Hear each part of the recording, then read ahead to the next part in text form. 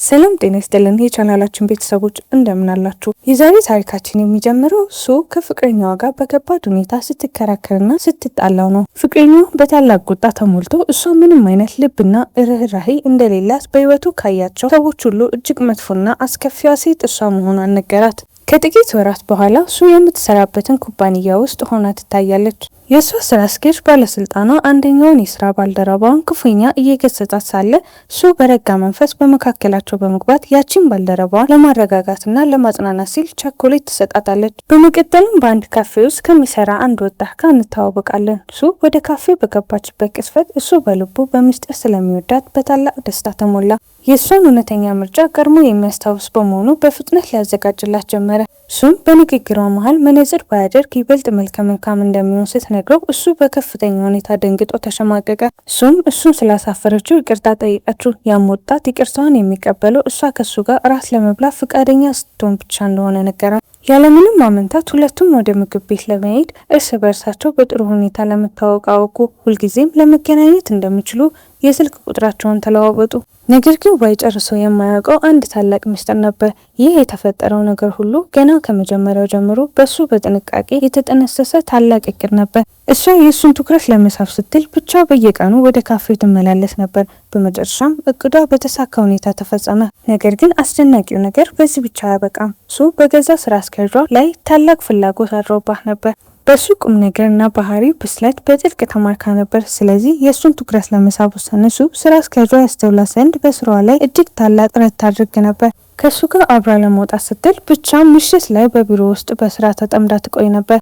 እዚህ ላይ ነው በትረካ መጀመሪያ ላይ የነበረው ያ ወንድ በእውነቱ እሷ አስቀድማ ፍቅር የጀመረችበት ሶስተኛ ፍቅረኛዋ እንደነበረ ሚስጥሩ የተገለጠው። ነገር ግን ሱ ሌሎች ሁለት ወንዶችን መውደድ ስለጀመረች ከእንግዲህ እሱን እንደማትወደው በግልጽ ነገረችው። ቀናትም እያለፉ ሲሄዱ ሱ ከስራ አስኪያጇ ጋር በርካታ ጊዜያትን ማሳለፍ ጀመረች። ስለ ገዛ የግል ህይወቱና ስለ ቀድሞ ፍቅረኛው በጥንቃቄ ትጠይቀው ነበር። ቀስ በቀስም ስራ አስኪያጁ በእሷ ላይ ታላቅ እምነት ማሳደር ጀመረ። ልቡንም ከፍቶ ሚስጥሩን አወቃት። እሱም ምን አይነት ወንድ እንደምትወድ ጠየቃት። እሱም በብልሃት እሱ ራሱ ያለውን እውነተኛ ተፈጥሮና ባህሪ በዝርዝር ገለጸችለት። ይህም በሷ ፍቅር ይበልጥ እንዲማረክ አደረገው። በድጋሚም አብረው ለመውጣት ወሰኑ። ቆየት ብሎም በአንድ የስብሰባ ሰዓት ላይ ስራ አስኪያጁ ሁልጊዜ ቁም ነገረኛ ቢሆንም አሁን እሱን እያየ በፈገግታ ተሞላ። በክፍሉ የነበሩ ባልደረቦቻቸው ይህንን ሁኔታ ወዲያውኑ ያስተዋሉ ቢሆንም ሱ ግን ከዋይ ጋር በሚስጥር ትጻጻፍ ስለነበር አይምሮዋ ተበታትኖ ነበር። ከስራው በኋላ ዋይ ወደ ቤት ሊሸኛት በደጅ ቆሞ ይጠብቃት ነበር። በዚህ ቅስፈት ሱ በትምህርት ቤት ዘመኗ ሁለት ወንዶች በጥልቅ የወዳትና የእሷን ትኩረት ለማግኘት እርስ በርሳቸው ይወዳደሩ የነበረበትን የድሮ ትውስታ አሰበች። ነገር ግን ሱ ለእነሱ ስሜት ምንም አይነት ግድ አልነበራትም ነበር። እሷ ሁልጊዜ በልቧ የሰዎችን ትኩረት መሀል መሆንና የመምረጥ ታላቅ ስልጣን ማግኘትን ስለምትወድ ይበልጥ የምትወደውን ሶስተኛውን ወጣት መርጣ ነበር። በመቀጠል ከትምህርት ቤት ጀምሮ የምታውቀው የልጅነት የቅርብ ጓደኛዋ ሀን በትረካ ውስጥ ብቅ ይላል። ሀንም አሁንም በምትወዳቸው በእነዚህ ሁለት ወንዶች መካከል ምርጫዋን አድርጋ እንደሆነ ጠየቃት። ሱም በረጋ ድምጽ ሁለቱንም በጥልቅ እንደምትወዳቸውና በመካከላቸው ምርጫ ለማድረግ እንደተቸገረች ነገረችው። ሱም ለሀን እንዲረዳት ብትለምነውም እሱ ፈቃደኛ አልሆነም። እሷ ለራሷ ምርጫውን መወሰን እንዳለባት ካልሆነ ግን በመካከላቸው ያለውን ወሳኝ ግንኙነት ሰዎች ሊጎዳ እንደሚችል ነገራት። ሀን እሷን በትኩረት እያየ እያሾፈ ለመሆኑ ሁሉም ሰው በአንቺ ፍቅር ለምን እንደሚወድ ጨርሶ አይገባኝም አላት። እሷን በፈገግታ ተሞልታ ምናልባት እጅግ በጣም ቆንጆ ስለሆንክ ይሆናል አለችውና ሁለቱም በጋራ ሳቁ። ከስራ በኋላ የሱ ስራ አስኪያጅ ለእሷ ያለውን የፍቅር ስሜት በይፋ ገለጸላት። ልክ በአጋጣሚም በዚያው ዕለት ዋይም ለሱ የፍቅር ቃሉን ገለጸላት። ሱ በሁኔታው ግራ ብትጋባም በመካከላቸው ምርጫ ከማድረግ ይልቅ ከሁለቱም ጋር በአንድ ጊዜ ፍቅሯን ለመቀጠል ወሰነች። ከዚህ በኋላ ስራ አስኪያጇ በስራ ቦታ ላይ ለእሷ በርካታ መልካም አጋጣሚዎችን መስጠት ጀመረ። በትላልቅም ስብሰባዎች ላይ ያካፍላት ነበር። በኩባንያውም አዳዲስ የስራ ሀሳቦችን እንድታቀርብ ፈቀደላት። በአንድ ዕለት አንደኛዋ ባልደረባዋ በስራዋ ላይ ስተፈጸመች ስራ አስኪያጁም ሊገጽጻት ሲሰናዳ ሱ በለስላሳ ሁኔታ በመካከላቸው በመግባት ድርጊቱ ዳግመኛ እንደማይደገም ነገረችው። ስራ አስኪያጁም በስራ ላይ ስህተቶችን መከላከልና ማስተባበል እንደሌለባት ለሱ ነገራት። እሱም ይቅርታ እየጠየቀች በስሜት አቀፈችው። ነገር ግን አንድ ሰው በድንገት ወደ ክፍሉ ሲገባ በፍጥነት ተለያዩ። ይህም በሚስጥር ለመነጋገር ወደ መኪናው ውስጥ የገቡ ቢሆኑ በንግግራቸው መካከል ዋይ በስልክ ይደውልላት ጀመር። እሱም ጥሪውን ችላ በማለት የስልኩን ነገር ምንም አስፈላጊ እንዳልሆነ ነገረችው። እቤት በደረሰች ጊዜ ዋይ እራት አብስሎ በደስታ ይጠብቃት ነበር። እሷ ግን በመደሰት ምትክ በስራ ላይ ያለች ለምን እንደሚደውልላት በቁጣ ተከራከረችው። ወይም እሷ በመዘግየቷ ምክንያት ተጨንቆ እንደነበር ገልጾ ይቅርታ ጠየቃት። ያም ሆኖ ግን እራታቸውን በጋራ ተመገቡ። ከዚያም እሱ ጥሏት ሄደ። በዛች ምሽት ሃን ለሱን ስልክ ደወለላት። ይህ ግን ተራ የጓደኝነት ወግ ሳይሆን እሷን ለጥብቅ ለመገጸጽና ለመቆጣት ነበር። እሷ እያደረገችው ያለው ድርጊት ፍጹም ስህተት እንደሆነ ነገራት። እሱም ግን ከወሰነች ውሳኔ ጨርሶ ወደኋላ አልተመለሰችም ነበር። ሁለቱም በጥልቅ ስለምትወዳቸውና ምርጫ በማድረግ ስላልቻለች ከሁለቱም ጋር መቆየት እንደምትሻ ነገረችው። ሃንም ውሎ አድሮ ይህ ድርጊቷ ታላቅ መከራ እንደሚያመጣባት በጥብቅ ቢያስጠነቀቃትም ሱ ግን ነገሩን በጣም አቅልላየችው። ሁለቱ ወንዶች ሙሉ በሙሉ በተለያየ ዓለማት ውስጥ ስለሚኖሩ ይህ መሆኑ የማይመስል ነገር እንደሆነ ነገረችው። ሆኖም ግን ብዙም ሳይቆይ የገነባችው ዓለም ሙሉ በሙሉ በአንድ ጊዜ ተንኮታክቶ ወደቀ። በኩባንያው ውስጥ ሱ ታላቅ አስደናቂ ነገር ገጠማት። ዋይ አሁን ከነሱ ጋር አብሮ ሊሰራ ወደ ኩባንያው የገባ ሲሆን ስራ አስኪያጇም ከሱ ጋር አብሮ የሚሰራው አዲሱ ዲዛይነር እሱ መሆኑን አስተዋወቃት። ዋይም ለሱ ተራ ሰላምታ ቢሰጣትም ሱ ግን ከስብሰባው በፊት በሚስጥር ለመነጋገር ፈጥኖ ወደ ጎን ጎተተችው። ወይም ይህ መሆኑ የአጋጣሚ እንደነበረና አሁን ግን ሁልጊዜም አብረው ለመሆን እንደሚችሉ ነገራት። ሱም በውሸት ደስተኛ መሆኗን ገልጻ በመካከላቸው መጥፎ ወሬዎች እንዳይሰራጩ እርስ በእርሳቸው ፍቅር መጀመራቸውን በቢሮ ውስጥ ለማንም እንዳይነገር አስጠነቀቀችው። ከስራ በኋላ ሱ ወደ ሃን ቤት በመሄድ የሆነውን ነገር በሙሉ ነገረችው። ሃንም ክፉኛ ገጸጻት። ቀደም ሲል እንዲህ ያለ መጥፎ ነገር ሊገጥማት እንደሚችል አስቀድሞ አስጠንቅቋት እንደነበር አስታውሳት። አሁን ሱ ሁሉንም ነገር ራሷ መፍታት ነበረባት። እሷ ግን ምንም ማድረግ እንዳለባት ግራ ገብታት ነበር። ሁለቱም ወንዶች በእሷ ፍቅር እንዲወድቁ ታላቅ ጥረት ስላደረገች አንዱንም መተው አልፈለገችም ነበር። እንዲሁም በኩባንያው ውስጥ ትልቅ የስልጣን ደረጃ ላይ ስለደረሰች የገዛ ስራዋን መተው ጨርሶ አልሻችም ነበር። ሃንን በትኩረት እያያት እሷ ከልክ በላይ ስግብግብ እየሆነች እንደነበርና ይህ ስግብግብነቷ ውሎ አድሮ ራሷን እንደሚጎዳት ነገራት። ከዛም ሱ በዛው ዕለት የፈጸመችውን ድርጊት ነገረችው። ስራውን ላለማስተጓጎልና ምቾት ላለማጣት በማሰብ ፕሮጀክቱ እጅግ ከባድ ስለሚሆን እሱ ይህንን ስራ መቋቋም እንደማይችል ለዋይ ነገረችው። ነገር ግን እሱ አብሯት ለመስራት በመወሰኑ የእሷ እቅድ ሳይሳካ ቀረ። በስብሰባ ሰዓት ሱ በከፍተኛ ጭንቀት ውስጥ ሆና አይምሮዋ ስለተበተነ ስራ አስኪያጇ ታይ የእሷ መረበሽ ወዲያውኑ አስተዋለ። በዚህም የተነሳ ሱ ዋይ በስራው ላይ በቂ ልምድ እንደሌለው በመግለጽ ታይ እሱን በቡድን እንዳስወጣው ልታሳምነው ሞከረች። ታይ ግን እምቢ በማለት ሁለቱም አብረው እንዲሰሩ በግልጽ ነገራት። ስለዚህ ሱ በመጨረሻ ውሳኔዋን ወሰነች። ፕሮጀክቱ በሚቆይባቸው በእነዚህ 2 ወራቶች ሚስጥሯ እንዳይወጣ በጥንቃቄ ልትሸሽ ወሰነች። ከዚያም በኋላ ሁሉም ነገር ወደ ቀድሞ ሰላሙ እንደሚመለስ አሰበች። ሃን ለእሷ አስገራሚ አመለካከት ቢገረምም ነገሮች ግን እሷ እንደጠበቀቻቸው ጨርሶ አልሄዱም ነበር። ምክንያቱም የኩባንያው የቡድን አጋር እራት ያዘጋጀ ሲሆን ሁለቱም ወንዶች በቦታው ተገኝተው ነበር። በመካከላቸው ያለው ሁኔታ ወዲያውኑ እጅግ ምቾት ያጣ ሆነ። ምክንያቱም ሁለቱም ወንዶች ከጠረጴዛው ስር ሆነው ሳታቅ የገዛ እጆቿን በአንድ ጊዜ ያዟት። ሱ በድንጋጤ ቀዘቀዘች። እጆቿን እንዴት ልታስለቅቅ እንደሚችል ጨርሶ ግራ ገባት። ስለዚህም ከመቀመጫዋ ተነስታ ይህ በአዲሱ ዲዛይነር ጋር የሚደረገው የመጀመሪያ የጋራ እራት መሆኑን ሁላችንም ልናከብረው ይገባል ስትል ተናገረች። ሁሉም ሰው መጠጥ በከፍተኛ ሁኔታ እንዲጠጣ አበረታታች። ከዚያም ወንዶቹን ዳግመኛ እጆቿን እንዳይዟት ለመከላከል ስትል መጠጦቹን ራሷን ማቅረብ ጀመረች። ይህንንም እንደ ታላቅ መሸሸጊያ ዘዴ ተጠቀመችበት። ከዚያም በኋላ እሱ ወደ ሃን በመሄድ የሆነውን ነገር በድጋሚ ነገረችው። እሱም ከዚህ አስቸጋሪ ሁኔታ እንዴት ልታመልጥ እንደቻለች ጠየቃት። እሷም ማንም እንዳይጠራጠራት ይህንን ሁሉ ትዕይንት ራሷ እንደፈጠረች ነገረችው። ነገር ግን ምንም እንዳልተፈጠረ ሁሉ ወሬውን በፍጥነት በመለወጥ የገንዘብ ክፍያዋን እንዲሰጣት ጠየቀችው። በመካከላቸው የገቡት የድሮ ውል ነበራቸው። እሷ የዕለታዊ ፍቅር ገጠመኞቿን ሚስጥር ለሃን የምታጋራው በእሱ ምትክ የገንዘብ ክፍያ ስታገኝ ብቻ ነበር። ሃንም በእሷ ባህሪ በጥልቀት ሀዝኑና ተከፍቶ እጁ ላይ ጥሬ ገንዘብ ስላልነበረ በባንክ በኩል እንደሚያስተላልፍላት ነገራት። ቆየት ብሎ በቢሮ ውስጥ ሱ ይበልጥ የሚያስጨንቃት ነገር ተፈጠረ። ሁለቱም ወንዶች እርስ በርሳቸው በከፍተኛ ሁኔታ ማውራት የጀመሩ ሲሆን ሱም በመካከላቸው አንድ እንግዳ ነገር አስተዋለች። ታይ ከዋይ ጋር ቀልዶችን ማውራት ጀመረ። ይህም ከሱ ባህሪ ጋር ጨርሶ የማይመጥን በመሆኑ ሱ በልቧ ከፍተኛ ሁኔታ ተጨነቀች። ከዚያም በኋላ በስብሰባ ሰዓት ላይ ስሟን በጠራት ጊዜ ታይም በስራ ስነስርዓት መጠበቅ እንዳለባቸው ገልጾ በፍጥነት አረመው። ሱም ይህን አጋጣሚ በመጠቀም ታይ በዋይ ላይ በጥላቻ እንዲነሳሳ ልታሳምነው ሞከረች። ለታይም ዋይ ስሟን ጠርቶ ሲጠራት እጅግ ምቾት እንደማይሰጣት ነገረችው። እንዲያውም ጎረቤታሞች ስለሆኑ ብቻ አብሯት እንደሚራመድ ገልጻ ይህ ድርጊቱ ጨርሶ ደስ እንደማይላት ጠቀሰችለት። ይባስ ብሎ ደግሞ በተመሳሳይ መንገድ ላይ ወደ ዋይ በመሄድ ስለ ታይ መጥፎ ነገሮችን ማውራት ጀመረ። ይህም ሁለቱን ወንዶች እንዳይቀራረቡና በመካከላቸው ጥላቻ እንዲሰፍን ለማድረግ የጠነሰሰችው ተንኮል ነበር። በመቀጠል ሱ በከባድ ጉንፋን ታመመች። ዋይም ወደ ቤቷ ሄዳ እንድታርፍ ነገራት። ታይም እንደ ስራ አስኪያጅ ወደ ቤት እንድትሄድ ፍቃድ ሰጣት። ተስፋ የቆረጠችውን ሱ ለሃን ደውላ እንዲከባከባት ብትለምነውም እሱ ግን ስራ ላይ እንደሆነ ገልጾ እምቢ አላት። ከጎኑ የሚቆምላት ማንም ባልነበረበት በዚያ ሰዓት ዋይ በድንገት ብቅ አለ።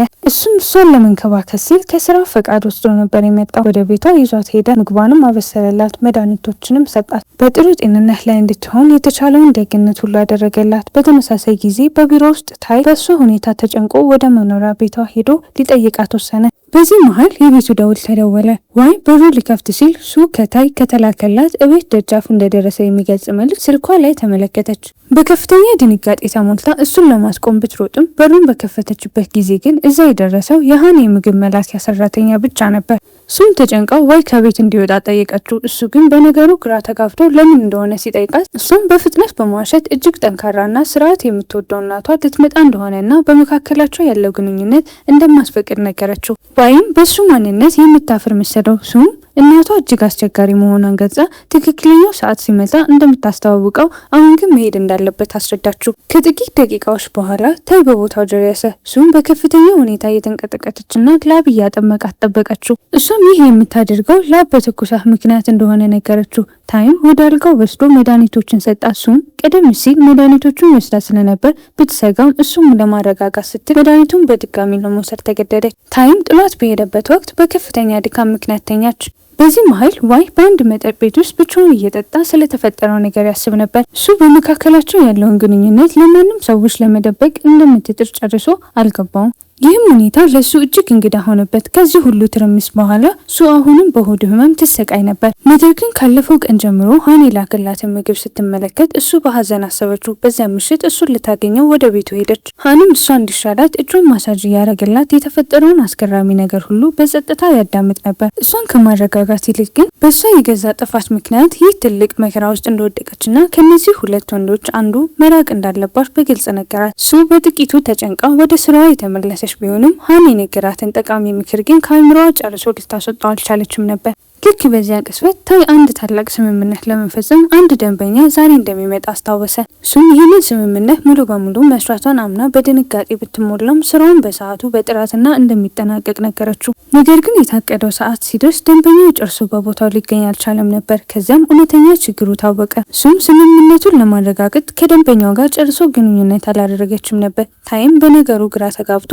ማብራሪያ ጠየቃት። እሱም ይቅርታ ለመጠየቅ ብትሞክርም ታይ ግን በሰዎች ፊት በግድልሽ ምክንያት ክፉኛ ገጽታትና ጮህባት። በመካከላቸውም ያለው ሁኔታ እጅግ ምትወጣጣ ሲሆን ዋይ ግን በመካከላቸው ገብቶ ሁኔታውን ሊያረጋጋ ሲል ታይ በፍጥነት አቋረጠው። በሱም ስራ ውስጥ ጣልቃ እንዳይገባና ወደ ስራው እንዲመለስ አዘዘው። እሱም ያለምንም ምክንያት ጥፋቷን አምና ስራውን በፍጥነት ለማጠናቀቅ ከቡድኑ ጋር መስራት ጀመረች። ሁሉም ከሄዱ በኋላ ሱ ዋይ ስለተከላከለላት ከልቧ አመሰገነችው። ዋይም ታይ በሷ ላይ በጮህበት የንቀት ድምጽ በጥልቅ እንደተከፋ ነገራት። አጋጣሚ ሆኖ አንደኛው ባልደረባ ደንበኛው የሚገኝበትን ቦታ አወቀ። ይህም ዋይ ከሚኖርበት ሰፈር አቅራቢያ ነበር። እሱም ደንበኛውን ልትፈልግ ስትሰናዳ ዋይም ቦታውን በሚገባ ስለሚያውቅ አብሯት ለመሄድ ወሰነ። ነገር ግን ሊወጡ ሲሉ ታይም አብሯቸው ለመሄድ ወሰነ። በመኪና ውስጥም ሳሉ ታይ በቢሮ ውስጥ በሰዎች ፊት ስላዋረዳት ከልቡ ይቅርታ ጠይቃት። በዚህም መሃል ዋይ ከጀርባ ተቀምጦ በቅናት ስሜት በትኩረት ይመለከታቸው ነበር። ታይም ይህንን የእሱን ቅናት ወዲያውኑ አስተዋለ። ሲደርሱም ደንበኛውን ለመፈለግ ሲዘጋጁ እሱ በድጋሚ ከባድ የሆድ ህመም ተሰማት። ታይም ይህንን አስተውሎ ወደ እሷ ጠጋ ብሎ በመኪና ውስጥ ለምን እንደዚህ አይነት ባህሪ እንዳሳየች ጠየቃት።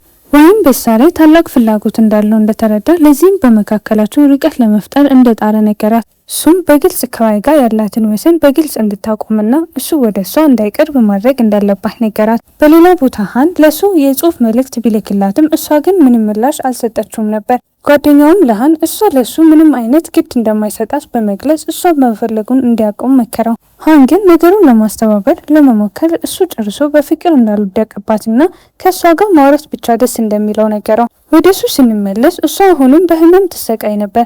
ዋይም የእሷን ትኩሳት ለማረጋገጥ ግንባሯ ሊነካ ሲል ታይ በፍጥነት አገደው። በዚህም የተነሳ ሁለቱም ወንዶች እርስ በርሳቸው መጣላት ጀመሩ። እሱ ግን በመካከላቸው በመግባት በዋናው ጉዳይ ላይ ትኩረት እንዲያደርጉ ብቻ ነገረቻቸው። በመጨረሻም ደንበኛውን ያገኙት ቢሆንም እሷ ግን ደንግጣ ራሷን ገፍታ ለመሮጥ ሞከረች። እውነቱን ሲያነጋግሯት ግን ሚስጥሩ ታወቀ። ያቺ ደንበኛው በአንድ ጊዜ ከሁለት ወንዶች ጋር የፍቅር ግንኙነት ትመሰርት የነበረ ሲሆን ወንዶቹ ሚስጥሩን ባወቁ ጊዜ ግንኙነታቸው ሙሉ በሙሉ ተበላሽቶ ነበር። ታይም ይችን ደንበኛ በሰዎች ስሜት ላይ በመጫወቻ ታላቅ እምነት የሌላትና ኋላ ቀር ሴት እንደሆነች በክፉ ገለጻት። እሱም በድንጋጤ ልታረጋጋው ብትሞክርም በልቧ ግን ይህ የተፈጠረው ነገር የገዛ ራሷ የወደፊት እጣ ፋንታ መሆኑን በጥልቅ አምና ተጨነቀች። ደንበኛውም ጥላው በሄደችበት ወቅት ሶስቱም በታላቅ ዝምታ ቀሩ። ታይም በድንገት የዋይን ልብሶች እያደነቀ ይህንን ልብስ ፍቅረኛው እንደመረጠችለት ጠየቀው። በዚያ ቅጽበት እሱ የገዛ ስሜቷን መቆጣጠር አቃታትና እውነቱን በይፋ ነገረቻቸው። ሁለቱም እውነተኛ ፍቅረኞቿ እንደሆኑ በግልጽ ነገረቻቸው። እነሱም በነገሩ ደንግጠው በአንድ ጊዜ ቀዘቀዙ። በዚያ ቅጽበት እሱ በትምህርት ቤት ዘመኗ አንድ ወንድ በመካከላቸው ፍቅር እንደነበረ መጥፎ ወሬዎችንም ሲያናፍስ እሷ ተናዳ እሱን በሰጣት አበቦች ፊቱን እንደመታቸውና በመጨረሻም ግን በመካከላቸው ባለው ጠብ ምክንያት ሰዎች እሷን እንደክፉ ልጃገረድ ይቆጥሯት እንደነበር አሰበች። አሁን ግን የተፈጠረው እውነተኛ ነገር ከድሮ ይበልጥ የከፋ ነበር። ወይም በከፍተኛ ሁኔታ ደንግጦ እንዴት በእነሱ ላይ እንደዚህ አይነት ግፍ ልትፈጽም እንደቻለች ጠየቃት። እሱም ሁለቱንም በጥልቅ ስለምትወዳቸው አንዱን መምረጥ እንዳልቻለች ነገረቻቸው። ታይም አሁን ምን ማድረግ እንዳለባቸው ሲጠይቃት እሱም እነሱ የሚወስኑትን ማንኛውንም ውሳኔ ለመቀበል ዝግጁ እንደሆነች ነገረቻቸው። እቤት በደረሰች ጊዜ እሱ በስራ ቦታ የሚጠብቃትን ከባድ መከራ አሰበች። ያም ሆኖ ግን ለመጀመሪያ ጊዜ በልቧ ታላቅ ሰላምና እፎይታ ተሰማት። ምክንያቱም ከእንግዲህ መደበቅ የሚገባት ምንም ሚስጥር አልነበራትም። በዚያም በሰላም ተኝታ አደረች። በማግስቱም በኩባንያው ውስጥ እውነት ከፊቷ ቆመ። ሁለቱም ወንዶች እሷን ሙሉ በሙሉ ችላ ይሏት ነበር። እሱ ግን ምንም እንዳልተፈጠረ ሁሉም ሰራተኞች በጥሩ ጤንነት ላይ እንደምትገኝ በፈገግታ ነገረቻቸው። በአጋጣሚ ሁለቱ ወንዶች በአንድ መጠጥ ቤት ውስጥ ተገናኙ። ሁለቱም በጥልቅ አዝነውና ልባቸው ቆስሎ ነበር። በመጨረሻም በመካከላቸው ምርጫ ከማድረግ እሷን ጥለው መሄድ የተሻለ መሆኑን ወሰኑ። ይህ በእንዲህ እንዳለ እሱ ይህንን መከራ ለመርሳት ስትል ከጓደኛዋ ጋር መጠጥ ትጠጣ ነበር።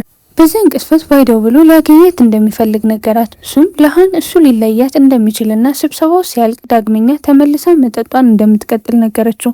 ነገር ግን ስደርስ ታላቅ አስደናቂ ነገር ገጠማት። ሁለቱም ወንዶች እዛ አብረው ይጠብቋት ነበር። ምንም ሳትናገር ሁለቱም ከእሷ ጋር ለመቀጠል መወሰናቸውን ነገሯት። እሱ ግራ ተጋብታ ሊተዋት እንዳሰኑ አስባ እንደነበረ በልቧ ግን ሁለቱንም ስለምትወዳቸው መለያየት እንዳልፈለገች ነገረቻቸው። ስለዚህ ወንዶቹ አንድ የመጨረሻ ውሳኔ ወሰኑ። ፕሮጀክቱን በሚጠናቀቅበት ወቅት እሱ ከሁለቱ አንዱ መርጣ ከሌላኛው ጋር ግንኙነቷ ሙሉ በሙሉ ማቋረጥ እንዳለባት ነገራት። እሷም በሀሳቡ ተስማማች። በዚህ መሀል ሃን እሷን በካፌ ውስጥ በትዕግስት ይጠብቃት ነበር። ነገር ግን እሷ እስካሁን ድረስ መመለስ አለመቻለን ጨርሶ አልገባውም ነበር። በማግስቱም ጠዋት እሱ በታላቅ ደስታ ተሞልታ ከእንቅልፏ ነቃች። ታይም ሊወስዳት የመጣ ሲሆን በፊቱ ላይ ያለው ታላቅ ፈገግታ በቢሮ ላሉ ሰዎች ሁሉ ግልጽ ነበር። ነገር ግን በነገሩ መሀል እሱ ሃንን ለልጁ ሙሉ ስታስጠብቀው እንደነበር አስታወሰች። በከፍተኛ ድንጋጤም ተሞልታ ደጋግማ ልትደውልለት ብትሞክርም እሱ ግን ጨርሶ አላነሳም ነበር። ስለዚህ የፈለገችውን ነገር የሚጠይቅ አጭር መልእክት ላከችለት። ከስራው በኋላ ሃን በመጨረሻ በቦታው ደረሰ። ነገር ግን እሱ ጨርሶ ያልጠበቀው መጥፎ ትዕይንት ተመለከተ።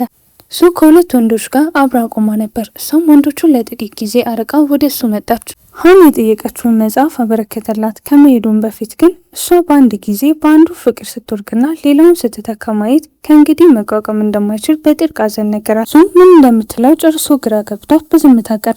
ቆየት ብሎም ታይ እሷን ሊጠይቃት መጣ። አይምሯንም ለማዝናናት ስትል እሱ ፊልም እንዲመለከቱ ምግብ እንዲያዙ ጠየቀችው። ከመጀመሪያቸው በፊት ግን ዋይን በስልክ ደውላ ጠራቸው። ስለዚህ ሶስቱም በአንድ ክፍል ውስጥ ሆነው ፊልሙን መመልከት ጀመሩ። መጠጥ እየጠጡና እየተጫወቱ ሳሉ ሁለቱ ወንዶች ማን ይበልጥ እንደሚወዳት እርስ በርሳቸው መከራከር ጀመሩ። ይህ ድርጊታቸው ግን በሱ ልብ ውስጥ ታላቅ ደስታን አልፈጠረም ነበር። በዛች ምሽት ሶስቱም በአንድ መኝታ ክፍል ውስጥ ለመተኛት የወሰኑ ቢሆንም እሱ ግን ምቾት ስለማይሰጣት ወለሉ ላይ ተኝታ ሃን ለምን መልእክቶቿን ጨርሶ እንደማይመልስላት በጥልቅ ታስብ ነበር። በስራ ቦታ በድጋሚ ለሃን የጽሁፍ መልእክት ብትልክለትም አሁንም ምንም አይነት ምላሽ አልነበረም። በድንገት የስልኳ ደውል ሲደወል በታላቅ ደስታ ከፈተችው። ነገር ግን የደወለው ታይ የነበረ ሲሆን በቢሮው ውስጥ ስጦታና ደብዳቤ እንደተወላት ገልጾ እንድትመጣ ጠየቃት። እሱም በደስታ ተሞልታ ሁልጊዜ ከሃን ጋር ትመገብበት ወደ ነበረው ምግብ ቤት ሄደው እንዲመገቡ ብትጠይቀውም ታይ ግን ያንን ምግብ ቤት ጨርሶ እንደማይወደው ነገራት። ቆየት ብሎ እሱ በሆዷ ላይ መጠነኛ ህመም ተሰማትና ዋይን ልክ እንደ ሃን እጇን ማሳጅ እንዲያደርግላት ጠየቀችው። እሱ ግን ይህንን ጥበብ ጨርሶ ስለማያውቅ እሷ ምንም እንዳልሆነ ብትነግረውም በልቧ ግን በመካከላቸው አንድ ትልቅ ነገር እንደጎደለ አሰበች። ከዚህ በኋላ ሌላ ትውስታን ለመድገም ወሰነች። ዋይን እዛ ሁልጊዜ ከሃን ጋር መጽሐፍ ወደምታነብበት ቦታ ሄደች። እዛም እጅግ የሚያስቅ ነገር ብታሳየውም እሱ ግን ልክ እንደ ሃን ጨርሶ በደስታ አልሳቅላትም ነበር። በዛ ቅጽበት በመካከላቸው ያለው ግንኙነት ያለ ሃን ጨርሶ ሙሉ ሊሆን እንደማይችል በጥልቅ ተረዳች። በዛች ምሽት ሃን ከሌላ ልጃገረድ ጋር የፍቅር ግንኙነት ውስጥ ሆኖ በህልሟ ተመለከተችና በከፍተኛ ፍርሃት ተውጣ ባነነች። ያለምንም ማመንታት ደወለችለት፣ እሱን ግን አላነሳም። ስለዚህ በአንድ ህንጻ ውስጥ ወደሚገኘው የእሱ መኖሪያ ክፍል ፈጥና ሮጠች።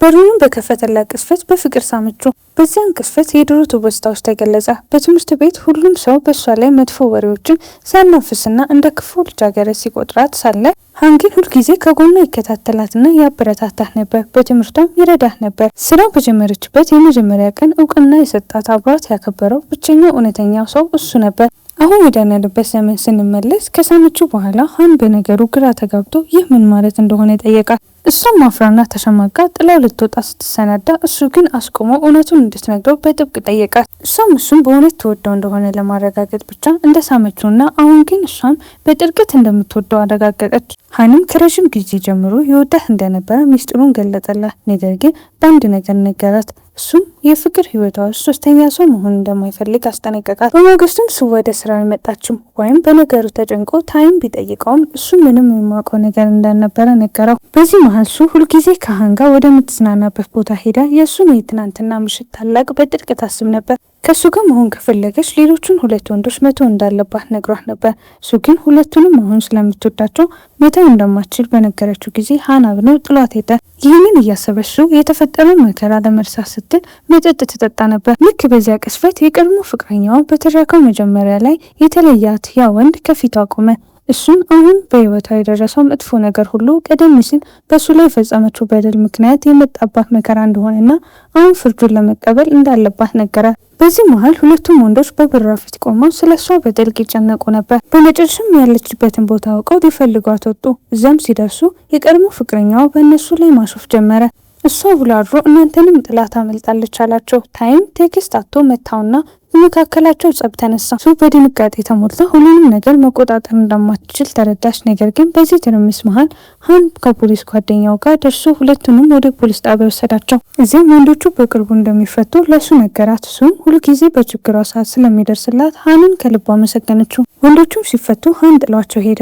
ታይም ሱንን ወደ ቤት ሊሸኛት እንደማይችል ሲገልጽ ወይ እሷን ወደ ቤት የማድረስ ኃላፊነት ወሰደ። በመንገድ ላይ ሳሉ እሱ እያለቀሰች ይህ ሁኔታ እሷ ካሰበችው በላይ እጅግ አስቸጋሪ እንደሆነ ነገረችው። በቤት ስትደርስ ስለፈጸመችው ድርጊት በሙሉ በጥልቅ አሰበች። ለመጀመሪያ ጊዜ በልቧ ታላቅ የጥፋተኝነት ስሜት ተሰማት። በማግስቱ ሁሉም ነገር ፈነዳ። የተጣሉበት ቪዲዮ በማህበራዊ ሚዲያ ላይ በከፍተኛ ሁኔታ ተሰራጨ። የኩባንያው ባለቤትም የሱን እውነተኛና የታይን የፍቅር ግንኙነት ደርሶበት ሁለቱንም ጠርቶ በከፍተኛ ሁኔታ ገጽታቸውና ከስራቸው አገዳቸው። በዚህም ሳቢያ ታይና ዋይ ከስራቸው ለጊዜው ተወገዱ። ከዚያችን ምሽት ሱ የመጨረሻ ውሳኔዋን ወሰነች። ዋይ ጋር በመሄድ ግንኙነታቸው እንዳበቃ ነገረችው። ይህም የሱን ልብ ሰበረው። በመቀጠልም ታይም ጋር ሄዳ በተመሳሳይ ሁኔታ ነገረችው። ነገር ግን ፕሮጀክቱን እንዲያጠናቀቁ ባለቤቱን አሳምና ፍቃድ ማግኘቷን ነገረችው። ስለዚህም ሶስቱም ተመልሰው ስራውን በጋራ አጠናቀቁ። ከዚህ በኋላ ሱ ሁልጊዜ አብረው የሚያነባቸውን መጽሐፍ ይዛ ወደ ሃን ዘንድ ሄደች። እዚያም ሁልጊዜ ከጎኗ ስለነበር ከልቧ አመሰገነችው። ስላሳዘነችውም ነገር በጥልቅ ይቅርታ ጠየቀችው። ከጥቂት ቀናት በኋላ ፕሮጀክቱ በስኬት የተጠናቀቀ ሲሆን መላ ኩባንያ ደስታውን አከበረ።